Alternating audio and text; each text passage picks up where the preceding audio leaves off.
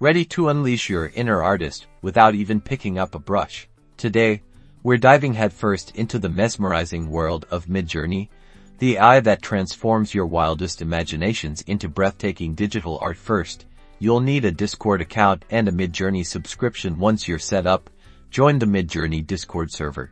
The magic begins with prompts. Think of them as your instructions to the AI to start. Type /imagine in any of the newbie channels, or a personal channel if you have a paid plan, and then hit enter. Now comes the fun part, describing what you want to see.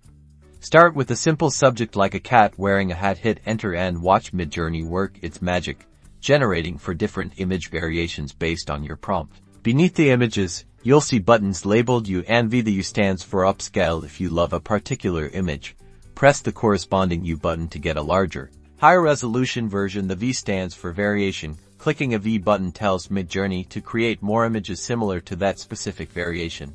Want to explore different artistic styles? Add keywords to your prompts.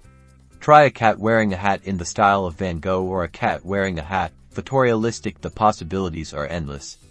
Experiment with different keywords like cyberpunk, fantasy, or even specific artists to discover your own unique style.